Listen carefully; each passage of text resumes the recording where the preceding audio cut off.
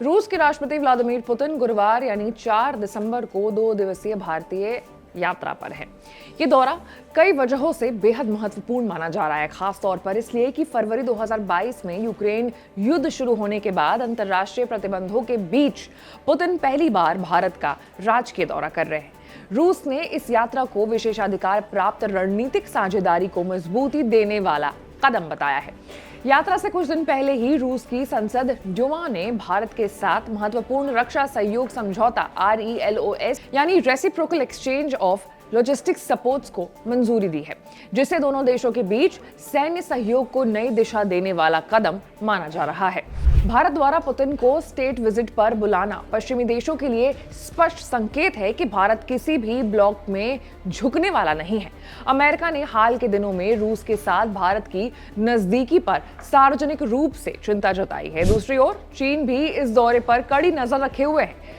चीनी social media platform Vivo पर भारत रूस रक्षा सहयोग को लेकर के खूब चर्चाएं हो रही है। कई यूजर्स सुखोई 57 और S-500 जैसे हथियार प्रणालियों की संभावित खरीद पर सवाल उठा रहे हैं और इसे दक्षिणी एशिया की शक्ति संतुलन राजनीति से जोड़ करके भी देख रहे हैं।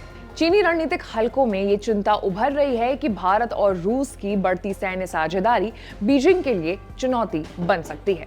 रूस यूक्रेन संघर्ष के बाद अमेरिका और यूरोपियन देशों ने रूस पर भारी प्रतिबंध लगाए हैं। अमेरिका में डोनाल्ड ट्रंप की वापसी ने तनाव और बढ़ा दिया है। ट्रंप ने रूस के साथ व्यापार जारी रखने वाले देशों, खासकर भारत और चीन को सीधे चेतावनी दी है।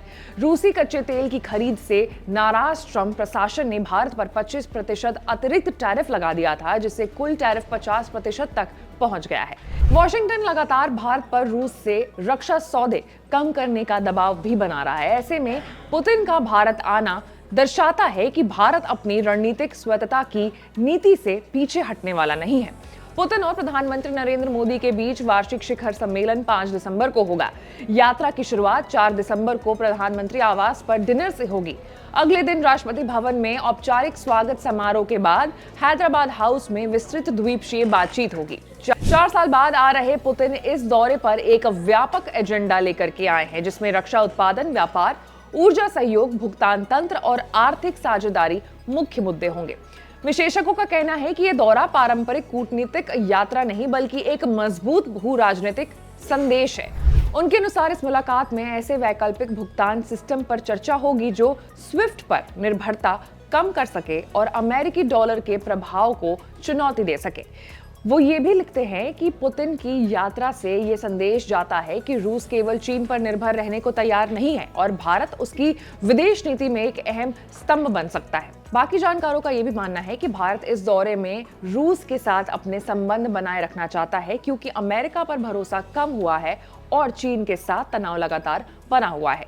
जानकारों का कहना है कि यह दौरा दर्शाता है कि भारत ट्रंप प्रशासन की मनमानी वाले विदेश नीति मॉडल का हिस्सा बनने वाला नहीं है और वो अपनी स्वतंत्र नीति के साथ आगे बढ़ रहा है।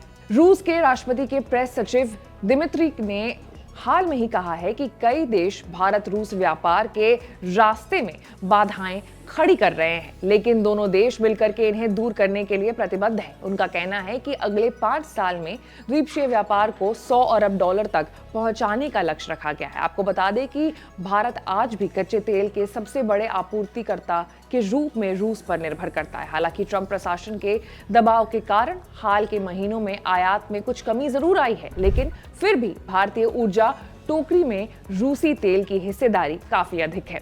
ऊर्जा सुरक्षा भारत के लिए सबसे बड़ा मुद्दा है और उम्मीद है कि दोनों नेता इस विषय पर गहराई से बातचीत करेंगे। आपकी क्या राय है? कमेंट्स में बताइएगा।